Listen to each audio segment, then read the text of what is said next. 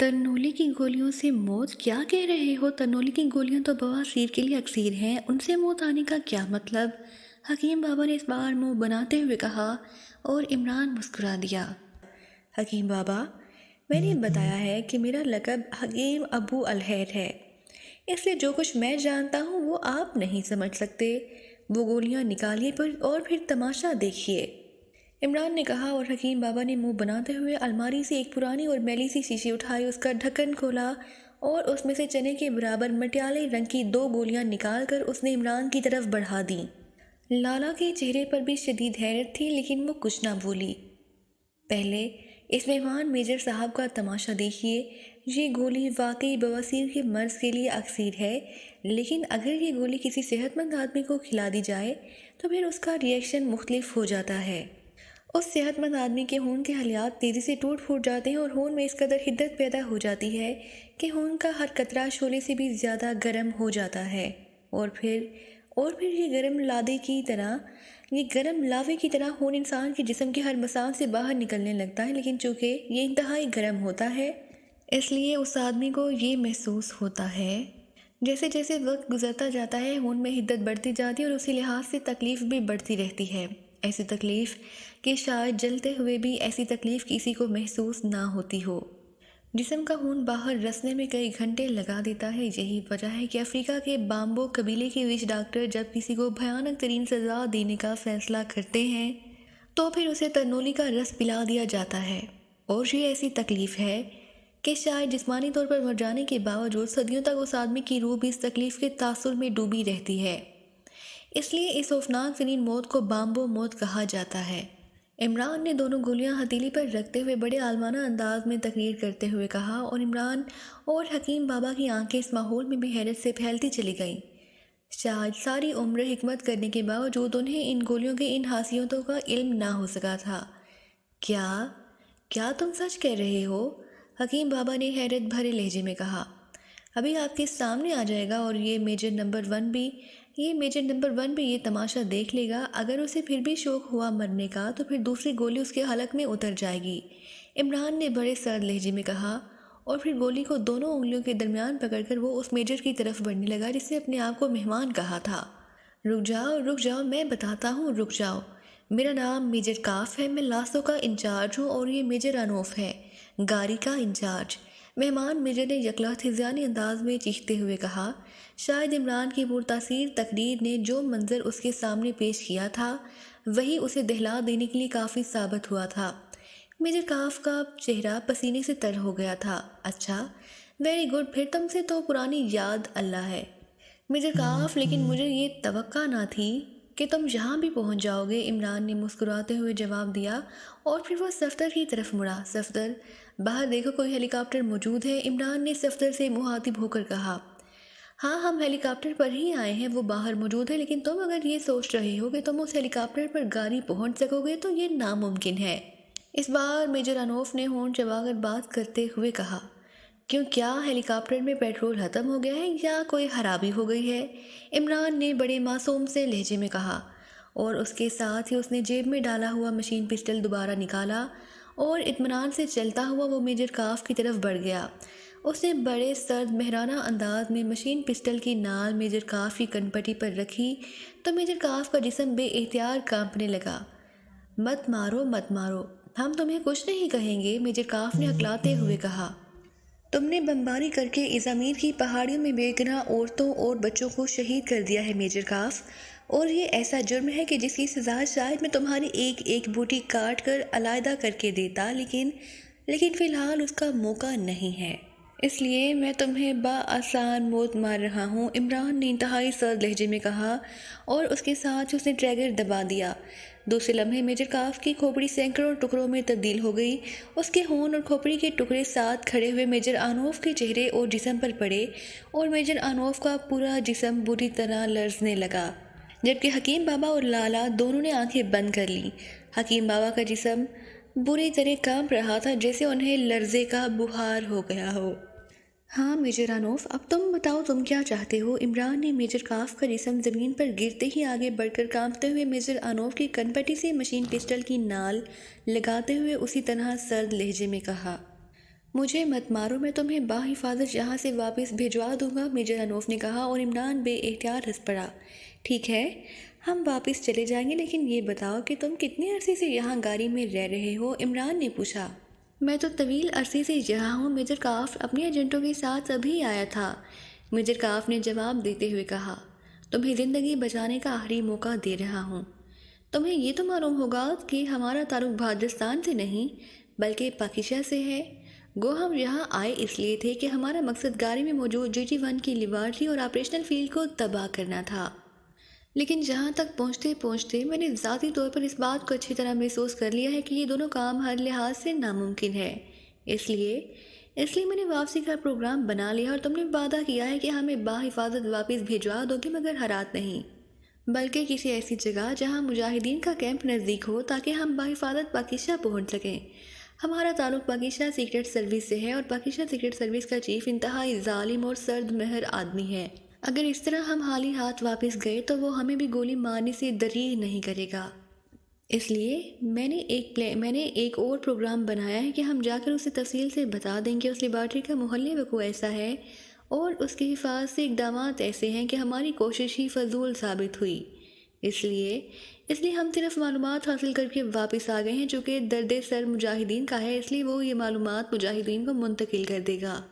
اس کے بعد مجاہدین جانے اور یہ لیبارٹری جانے، ہم کیوں اپنی جانیں گنواتے پھریں؟ چنانچہ اب اگر واقعی تم ہماری واپسی چاہتے ہو تو پھر اس لیبارٹری اور اس کے حفاظتی اقدامات کے بارے میں میرے سوالات کا صحیح جواب دے دو۔ ظاہر ہے یہاں سے گاڑی کافی دور ہے اور مجھے معلوم ہے کہ وہاں تک ہمارا پہنچنا ناممکن ہے، اس لیے ہم معلومات کو ہی غنیمت سمجھیں گے اور پھر تمہیں یہیں سے ہمیں مجاہدین کے کسی کیمپ کے قریب پہنچا دینا۔ لیکن اگر تم نے تعاون کرنے سے انکار کیا تو پھر میجر کاف کی طرح تمہاری لاش بھی یہیں پڑی رہ جائے گی اور ہم اپنے طور پر معلومات حاصل کر کے واپس چلے جائیں گے۔ بولو کیا چاہتے ہو، ہاں یا نا میں جواب دو۔ عمران نے انتہائی سنجیدہ لہجے میں کہا۔ کیا تم واقعی واپس جانا چاہتے ہو؟ میجر اناف نے چمک کر کہا۔ ہاں، اور یہ بھی سن لو کہ خطرات سے گھبرانے والا نہیں ہوں، ورنہ شاید میں جہاں تک بھی نہ پہنچ سکتا، لیکن اب میں نے خود ہی یہ محسوس کیا ہے کہ مجھے واپس جانا چاہیے، لیکن میری واپسی تب ہی ہو سکتی ہے جب کم از کم میرے پاس معلومات ہو۔ خالی ہاتھ واپسی ناممکن ہے، عمران نے کہا۔ ٹھیک ہے، تم جس ٹائپ کے آدمی لگ رہے ہو مجھے تمہاری بات پر اعتماد ہے، میں تمہیں مکمل معلومات بھی مہیا کر دیتا ہوں اور یہ بھی وعدہ کہ تمہیں اور تمہارے ساتھیوں کو باحفاظت مجاہدین کے کیمپ تک بھی پہنچا دوں گا، اور یہ بھی بتا دوں کہ تم نے واقعی اچھا فیصلہ کیا ہے، کیونکہ GT1 کی لیبارٹری اور اس کے آپریشنل فیلڈ کو تباہ کرنا قطعی ناممکن بنا دیا گیا ہے، میجر انوف نے جواب دیا۔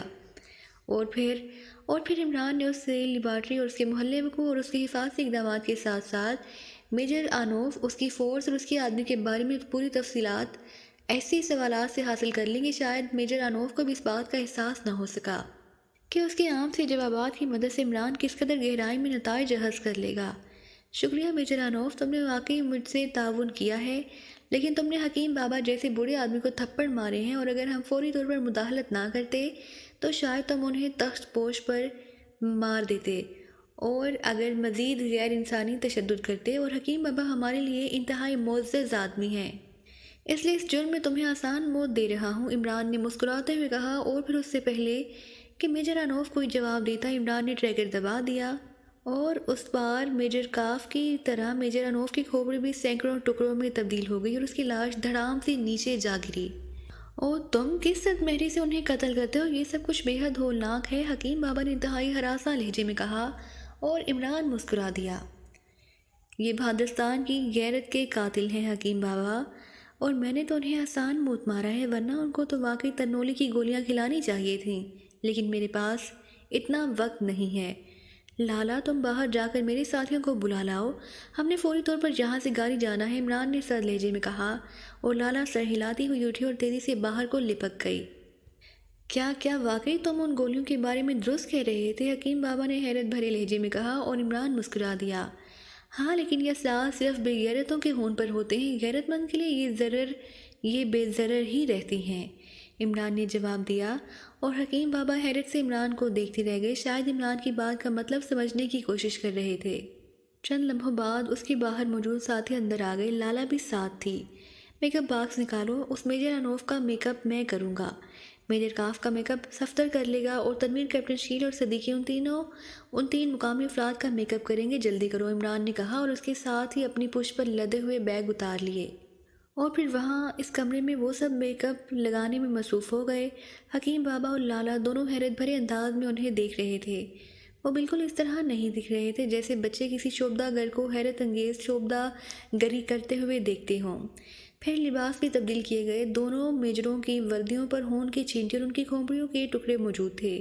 ان ٹکڑوں کو عمران نے ہاتھ سے جھٹک دیا، البتہ فون کی چھینٹے ویسے ہی دردی وردی میں تقریباً جذب ہو گئے تھے، جبکہ مقامی افراد کے لباس پر خون کے داغ صاف دکھائی دے رہے تھے اور دھبے بھی ہاتھ سے بڑے بڑے تھے۔ حکیم بابا، کیا آپ کے پاس میرے ساتھیوں کے لیے صاف ستھرے لباس مل جائیں گے؟ عمران نے اچانک ایک خیال آتے ہی حکیم بابا سے مخاطب ہو کر کہا۔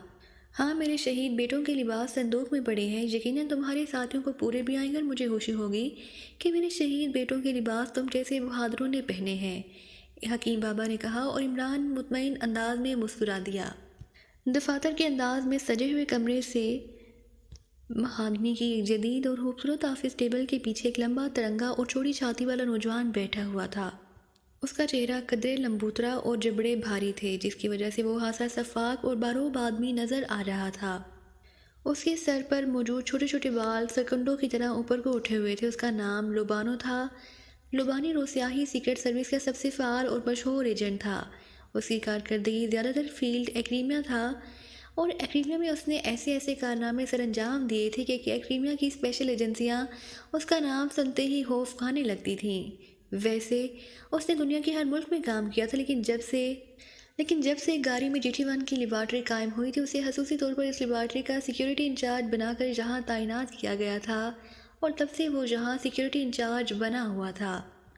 گاری اور اس کے ارد گرد موجود بستیوں میں سیکیورٹی کے تمام انتظامات لوبانو نے ہی تیار کیے تھے اور انہیں انتظامات کی وجہ سے اس لیبارٹری کو ناقابل تسخیر سمجھا جاتا تھا، لیکن لوبانو نے اپنا ہیڈ کوارٹر گاری میں قائم کرنے کی بجائے لیبارٹری کے بیرونی حصے میں ہی بنایا تھا۔ لیبارٹری اس کا آپریشنل فیلڈ مکمل طور پر زیر زمین تھا۔ GT1 کا جو تجربہ انتہائی محدود پیمانے پر بھارتستان کے ایک ٹارگٹ پر کیا گیا تھا، وہ اس آپریشنل فیلڈ سے ہی کیا گیا تھا۔ اس کا طریقہ یہ رکھا گیا تھا کہ میزائل کو مکمل طور پر کوآرڈینیشنل آپریشنل فیلڈ میں ہی چلنے کے قابل بنایا جائے اور پھر جب وہ ہر لحاظ سے فائرنگ کے لیے تیار ہو جاتا تو پھر آپریشنل فیلڈ کی چھت ہنگامی طور پر ہٹا کر میزائل فائر کر دیا جاتا تھا۔ چونکہ یہ میزائل کمپیوٹر کنٹرول تھا، اس لیے میزائل کے چھت کراس کرتے ہی چھت خود بخود بند ہو جاتی اور پھر ریڈیو کنٹرول کے ذریعے ماسٹر کمپیوٹرائز میزائل کو مخصوص بلندی پر لے جا کر اس سم کو موڑ دیتا جہاں اس نے ٹارگٹ پر فائر کرنا ہوتا، اور جب میزائل اس ٹارگٹ پر پہنچ جاتا تو میزائل کی رینج کو ماسٹر کمپیوٹر آٹومیٹک انداز میں ایڈجسٹ کر کے میزائل کو فضا میں انتہائی بلندی پر ہٹ کر دیا جاتا تھا۔ اس طرح مخصوص ریز نیچے اپنے ٹارگٹ پر گرتیں اور وہاں موجود انسانوں کا پلک جھپکنے میں خاتمہ ہو جاتا۔ یہ سارا کام آپریشنل فیلڈ میں نصب ماسٹر کمپیوٹر خود بخود کرتا تھا، البتہ اس کی نگرانی ڈاکٹر ڈشمے کرتا تھا، اور یہ سب کچھ پہاڑی کے نیچے سے خود بخود ہوتا رہتا اور اوپر خشک اور ویران پہاڑیوں سے طرح ساکت اور وسامت نظر آتی رہتی۔ اس طرح دوران آپریشن بھی لیبارٹری اور آپریشنل فیلڈ دونوں ہر لحاظ سے محفوظ رہتے تھے۔ یہ سارا سسٹم ڈاکٹر ڈشمے کے ذہن کی ایجاد تھا۔ وہ ان معاملات میں بھی خاصی مہارت رکھتا تھا۔ یہی وجہ تھی کہ لوبانو ہر لحاظ سے مطمئن تھا کہ اس لیبارٹری اور آپریشنل فیلڈ تک کا ایکریمیا کے ایجنٹوں کو علم بھی ہو جائے تب بھی وہ کسی طرح بھی نہیں پہنچ سکتے تھے، اور اب تک ایسا ہی ہوا تھا۔ پوری دنیا میں کسی کو بھی GT1 کے بارے میں کوئی علم نہ تھا، حالانکہ وہ اس کا محدود پیمانے پر ایک تجربہ بھی کر چکے تھے، اور اب آخری اور فیصلہ کن تجربے میں صرف ایک روز کا وقفہ رہ گیا تھا۔ GT1 کے ذریعے پورے بھارتستان کے لاکھوں مجاہدین کا خاتمہ کیا جانا تھا۔ تیار ہو کر آپریشنل فیلڈ میں پہنچ چکے تھے اور ڈاکٹر ڈشمے اب ان میزائلوں کو پہلے سے منتخب شدہ ٹارگٹس پر ہٹ کرنے کے لیے تیاریوں میں مصروف تھا، اور لوبانو اپنے دفتر میں بیٹھا ایک دلچسپ رسالے کے مطالعے میں مصروف تھا کہ میز پر رکھے ہوئے اسپیشل ٹرانسمیٹر سے ٹوں ٹوں کی آوازیں آنے لگیں۔ لوبانو نے چونک کر ٹرانسمیٹر کی طرف دیکھا۔ اس کے چہرے پر حیرت کے تاثرات ابھر آئے، کیونکہ اسپیشل ٹرانسمیٹر کا تعلق صرف KGB سے تھا۔ KGB کو کس لیے اسے کال کرنے کی ضرورت پیش آ گئی، اس بات پر وہ حیران تھا۔ ٹرانسمیٹر سے مسلسل ٹوں کی آوازیں نکل رہی تھی۔ لوبانو نے ہاتھ میں پکڑا ہوا رسالہ میز پر الٹا کر کے رکھا اور ہاتھ بڑھا کر ٹرانسمیٹر کا ایک بٹن آن کر دیا۔ Hello hello, KGB headquarter calling لوبانو اوور۔ بٹن پریس ہوتے ہی ٹرانسمیٹر سے ایک تیز آواز گونج اٹھی۔ یس لوبانو ٹینڈنگ اوور، لوبانو نے انتہائی سنجیدہ لہجے میں کہا۔ سیکنڈ چیف ویلری سے بات کریں، دوسری طرف سے کہا گیا، لیکن اوور نہ کہا گیا تھا۔ اس کا مطلب تھا کہ بات ابھی جاری تھی۔ ہیلو لوبانو، میں ویلری بول رہا ہوں، اوور۔ اس بار دوسری طرف آواز سنائی دی۔ بولنے والے کا لہجہ خاصا سرد تھا۔ لوبانو اس لہجے کو اچھی طرح پہچانتا تھا۔ ویلری اسی انداز میں بات کرنے کا عادی تھا۔ ویسے ویلری سے اس کے خاصی بے تکلفانہ تعلقات تھے، کیونکہ وہ دونوں کالج میں نہ صرف کلاس فیلو رہے بلکہ ہاسٹل میں روم فیلو بھی تھے۔ میں سن رہا ہوں تمہاری آواز، لیکن یہ یکایک تمہیں میری یاد کیسے آ گئی، اوور؟ لوبانو نے مسکراتے ہوئے بے تکلفانہ لہجے میں کہا۔ میں ایک اہم مشن پر ملک سے باہر تھا، میری آج ہی واپسی ہوئی ہے، چیف بھی یہاں نہیں تھے، اور ہم دونوں کی عدم موجودگی میں ایک خوفناک خطرے نے تمہاری لیبارٹری کی طرف رخ کر لیا تھا، بلکہ اب تو وہ خطرہ یقیناً تمہارے ارد گرد پہنچ بھی گیا ہوگا، اور جہاں تک مجھے معلوم ہوا ہے تمہیں اس خطرے کے بارے میں کسی نے اطلاع بھی نہیں دی۔ خطرہ؟ البتہ، حالانکہ ایسا ہونا ضروری تھا، چونکہ میں نے سوچا کہ نہ صرف تمہیں اس خطرے کی اطلاع دے دوں بلکہ اس خطرے کے متعلق تازہ ترین رپورٹ بھی تم تک پہنچا دوں، اوور۔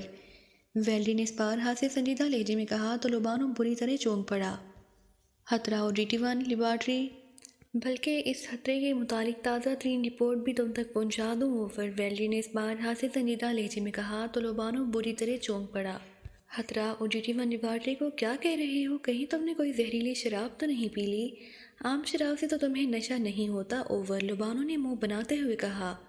تمہارا رد عمل فطری ہے، لوبانو، بہرحال پہلے تفصیل سن لو۔ پاکستہ سیکرٹ سروس اور پاکستہ کے ایجنٹ علی عمران سے تو تم اچھی طرح واقف ہو، اوور۔ ویلری کا لہجہ ایسا تھا جیسے وہ بات کرتے ہوئے تندیہ انداز میں مسکرا رہا ہو، اور لوبانو کے ہونٹ بے اختیار بھینچ گئے۔ آنکھیں سکڑ سی گئی، کیونکہ جو نام ویلری نے لیے تھے انہوں نے واقعی بھیانک خطرے کا الارم اس کے ذہن میں بجانا شروع کر دیا تھا۔ میں اچھی طرح جانتا ہوں، مگر GT1 لیبارٹری کا ان لوگوں سے کیا تعلق، اوور؟ لوبانو نے کہا۔ تعلق پیدا ہو گیا ہے۔ ڈاکٹر نشمی نے جو محدود تجربہ GT1 کا بھادرستان میں کیا تھا، اس بارے میں تفصیلات بھادرستان کے مجاہدین نے حاصل کر لیں۔ تمہاری لیبارٹری آپریشنل فیلڈ کے بارے میں بھی انہیں سب کچھ معلوم ہو گیا، لیکن وہ چونکہ اس کے خلاف کچھ نہ کر سکتے تھے، اس لیے انہوں نے پاکستہ سیکرٹ سروس سے مدد مانگی، اور بھادرستانی مجاہدین کا لیڈر آصف سرحدی پاکستہ جا کر ملا۔ پاکستہ سیکرٹ سروس اس لیبارٹری کو تباہ کرنے کے مشن لینے پر آمادہ ہو گئی۔ ہمارے ایجنٹوں نے بھی یہ بات معلوم کر لی۔ لیبارٹری تک پہنچنے کے لیے ہرات پہنچنا ضروری تھا، چونکہ عمران کو یہ اطلاعات مل گئیں کہ ہرات میں ایک سکھ تنظیم ریڈ ڈرگ کے روابط آران کی ایک تنظیم ارباب سے ہیں، اور ارباب کی سربراہ مادام نتاشا، ہرات کے کمانڈر کرنل نارو کی بیوی مادام کاظم کے درمیان گہرے تعلقات ہیں۔ چنانچہ اس نے ان روابط کو استعمال کرنے کا پروگرام بنایا۔ KGB کو جب اطلاع ملی تو ہرات کے کمانڈر کرنل نارو کو الرٹ کر دیا گیا۔ اس کے بعد جو رپورٹ ملی وہ انتہائی حیرت انگیز تھی کہ عمران اور اس کے ساتھی نہ صرف ہرات پہنچ گئے تھے، بلکہ وہ لوگ ایئر بیس کے کمانڈر چیکوف کو قتل کر کے اس کے روپ میں ہیلی کاپٹر بھی لے اڑے۔ بروقت پتہ چل جانے کی وجہ سے ان کے ہیلی کاپٹر کو ازامیر کی پہاڑیوں پر ہٹ کر دیا گیا، مگر یہ اطلاع ملی کہ ہیلی کاپٹر ہٹ ہونے سے پہلے چند چھاتہ برداروں کو ازامیر کی پہاڑیوں پر اترتے دیکھا گیا۔ فوری طور پر چھاتہ بردار وہاں اتارے گئے، اور کرنل ناروک نے اس آپریشن کو خود نگرانی کی، لیکن یہ لوگ جب کہیں نہ ملے تو پہاڑیوں پر زبردست بمباری کرائی گئی، مگر نہ ہی کسی کی لاش ملی اور نہ کوئی خفیہ پناہ گاہ۔ وہ اس طرح غائب ہو چکے تھے جیسے ان کا کہیں وجود ہی نہ ہو۔ اس پر فوری طور پر لائحہ عمل بدل دیا گیا۔ چنانچہ ان لوگوں کا ٹارگٹ لیبارٹری تھا، اس لیے لیبارٹری تک پہنچنے کے لیے انہیں ہر صورت میں گاڑی پہنچنا تھا۔ چنانچہ لاسو کے ہیڈ کوارٹر کے انچارج میجر کاف کو لاسو ایجنٹوں کے ایک دستے کے ساتھ خصوصی پوما ہیلی کاپٹر کے ساتھ گاڑی کے انچارج میجر رانوف کی امداد کے لیے بھیج دیا گیا، کیونکہ ہرات میں ان ایجنٹوں کی میجر کاف نے ہی ٹریس کیا تھا، اور اس نے فوری کارروائی کر کے ان کا ہیلی کاپٹر ہٹ کرایا تھا۔ اور اب صورتحال یہ ہے کہ میجر کاف لاسو ایجنٹوں کے ساتھ گاڑی پہنچ چکا ہے، جبکہ عمران اور اس کے ساتھی ازامیر کی پہاڑیوں تک پہنچنے کے بعد غائب ہو چکے ہیں۔ میں نے جب یہ رپورٹیں پڑھی تو مجھے فوراً خیال آیا کہ کیا تمہیں ان ساری باتوں کی اطلاع بھی دی گئی ہے یا نہیں، کیونکہ مجھے معلوم ہے کہ میجر کاف ہو یا میجر رانوف، ان میں سے کوئی بھی اس معیار کا آدمی نہیں ہے جو عمران اور پاکستہ سیکرٹ سروس سے ٹکرا سکے۔ صرف تم ہی ایسے آدمی ہو جو ان کی چالوں کا مقابلہ کر سکتے ہو، اور مجھے یہ معلوم کر کے سخت پریشانی ہوئی کہ تمہیں کسی بات کی اطلاع ہی نہیں دی گئی۔ چنانچہ میں نے تمہیں کال کیا ہے، اوور، ویلری نے تفصیل بتاتے ہوئے کہا، اور لوبانو کی آنکھیں حیرت سے پھیلتی چلی گئیں۔ کمال ہے، حد ہے، وہ لوگ گاری اور لیبارٹری کے سر تک پہنچ گئے اور مجھے کسی نے بتایا ہی نہیں۔ بہرحال تمہارا شکریہ ویلری، تم نے پھر بھی بروقت مجھے اطلاع دے دی ہے۔ اب فکر نہ کرو، عمران اور اس کے ساتھیوں کا مدفن کوہ ہندو کش کی یہی پہاڑیاں ہی بنیں گی، اوور، لوبانو نے کہا۔